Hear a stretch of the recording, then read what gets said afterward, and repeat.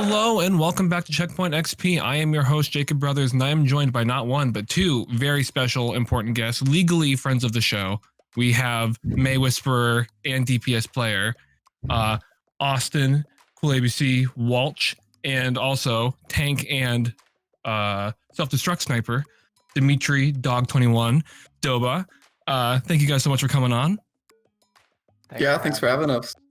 Yeah. Of course. And so starting with the obvious, you guys are kings of the world. You guys won the Overwatch Varsity Series championship. So how does it feel to be on top of the collegiate Overwatch scene today? It's about damn time, honestly. we came in second to Harrisburg for what? 3 years. Yeah, 3 years. So. Yeah, and you guys first time we beat them. So. Yeah, and it could not have been a closer match either. It had to come down to the final round of the final map. What were your guys' confidence levels going in the map 5? Because it was off of a Harrisburg win. Were your comms like, oh, we got this? Or were the comms like, what if it happens again? Like, what was going on? I'd say we were pretty confident, actually. Yeah, I was actually kind of proud of our team for not kind of booming at any point in the series. Even after we got kind of steamrolled that first round of that last King of the Hill. I think we held it together pretty good. Yeah, it was a super, you say how they rolled on you, because it'd kind of be like you roll on them, then they roll on you, and then it'd be super close, and then it'd be, a rolling fest again. So like how much of this series, because I was refreshing it before this segment, how much of the series was a chess match and how much of it was clutch plays, would you guys say? I'd say a lot of it was a chess match. Generally, we won the maps that were good for the composition we wanted to play, and they won the ones that were good for their composition. And so, of course, I think there were always plays, but I think a lot of it came down to what we were good at. Yeah, well, for you, CoolABC was pretty much half the DPS roster. So like pretty much every map was someone new. It was like, let me snipe with Hanzo and then snipe with Echo. It was really pretty much probably the best championship game we could have seen. And then one play I want to ask you about in particular was Koglar pulled out the Bastion on the map. The casters were like, oh, this might be where Harrisburg pulls it away. And then this Bastion comes out, and then you guys swap off immediately. So you guys have been really on top of your macros, I feel like, in this particular tournament, just watching the meta game. What do you guys think helped you make the leap? Because I have my idea, but I want to hear what you guys have to say. I think, I would attribute a lot of it to our coaching staff for, keeping us grounded and keeping us looking at the big picture, and just kind of reminding us, the fundamentals of the game as far as, the chess aspect goes, the counter picking goes, because I mean, it's no secret, their go-to was Brawl, and us, going to mecha base there. Brawl is super normal to play on that map, and they just rolled us on the previous round with Brawl, so it was super obvious they were just going to roll out with Brawl, so that was kind of the ace up our sleeve as far as a blast from the past that we were known for our Bastion cheese and countering goats, which is the ultimate Brawl comp. So he just kind of reminded us that, hey, this is still a factor. We have played this before. We have practiced this on this particular map. It has caught a lot of teams off guard. So let's whip it out. If we go down, we go down in style, Right. And, we just I figured you guys were going to say coaching, because I also heard a Koblar interview where he was praising the coaching. But I think one aspect of your guys' team that really helped you guys round out is Flame Turtle.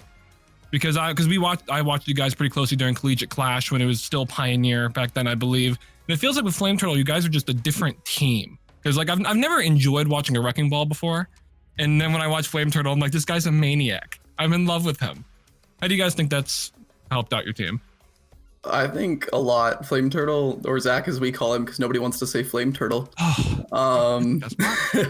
He was actually probably the oldest member of our team along with Dog. He used to play, 5 years ago with you, Dog? Yeah, he was actually like he was one of the OG members of the team, like before it became like a varsity team. Okay. He was on it when it was still just a club. And yeah, he's he's always been a DPS player. He just started playing tank like before 3 months ago. started, yeah. So he's really coming to his own on the wrecking ball for sure. Yeah, apparently that was the move to make. But speaking of the varsity scene, because you guys beat Harrisburg, you know, the Harrisburg that like was in every storyline on the internet, that has players that were in the Overwatch League, you know, all this like extra program stuff going into it.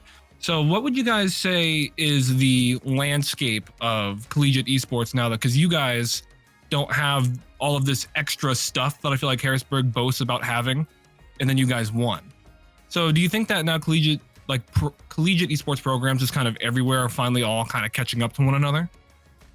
Yeah, I would say that the gap is definitely closing from like the top skill versus like the lower end of like the higher end, I guess, as well. I'd say that's closing, but I wouldn't like say we don't have anything. Like we still have a huge program and like everything like that. And so I would say it's a lot closer than people may see because they have, you know, big flashy names and things like that. But I wouldn't say it's a big of a difference at like the ground level. Yeah. Well, now you guys are potentially, you know, number one. Because before people were always like, oh, you know, Utah, they could be top 4. And then you guys kind of came out and were like, well, I think we're number 1, which that's an awesome accomplishment for you guys. But besides your fantastic championship, I wanted to bring you guys on for a not as positive thing. So as you guys are probably aware of, TESPA is coming to a close as an organization, which for those curious, you can check out the article on Checkpoint XP. But the long story short is that TESPA is coming to a close in 2021. Coronavirus and remote learning played a part in that equation. And the chapter program's closing, the Discord's closing. TESPA has been a part of like 1,300 schools with 40,000 students playing a part with their programs. But then this semester, like the Overwatch Varsity series, for example, and like the Call of Duty collegiate stuff, didn't really have the TESPA branding.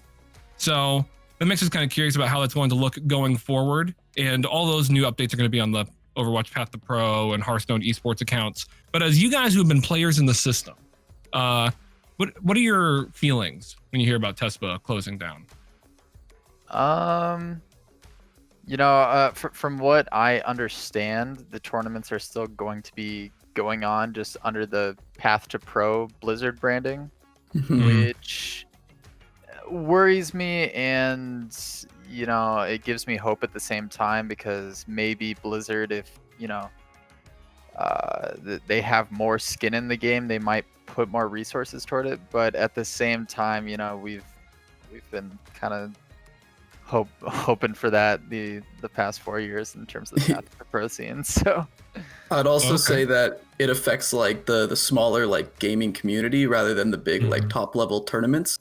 Because I don't think they're planning to get rid of that. Like I don't think that's gonna happen. But like the smaller club, you know, games that might happen, I think that could definitely be gone with this. Yeah. So you guys think that overall, as time goes forward and as Utah continues forward, probably not too much changing on the TESPA front? Not too much of an impact? I hope not. I don't think so, as far as like the main semester long tournaments go. But yeah, right. It's speculation. And last question I have for you guys is, speaking of the future, what is next for the King of the World Utah Overwatch team? Is there any changes coming on? Are you guys just going to enjoy the break? Looking at next tournaments? What's next? I think we're enjoying the break, and then once, you know, we find out the structure for next semester and next year, we'll just get back into it and do what we need to. We don't have any new players coming on that we know of as of now, but yeah, I think it's just, you know, relaxing, waiting for the next tournament. Yeah, awesome. We're definitely enjoying our high right now, just chilling. As you should. But yeah, we're gonna come back. We're gonna stay hungry for sure. We're gonna awesome. make sure we don't remain the underdogs in the casters storytelling next time. Yeah, you guys were a 12 seed too, so yeah, you really changed the story. So again, we were talking to the championship Overwatch team. Finally got over the hump. Again, guys, congratulations. It's been great talking to you, and I'm really looking forward to seeing what Utah does next in the next semester. Thanks for having me. Thank you. Appreciate it.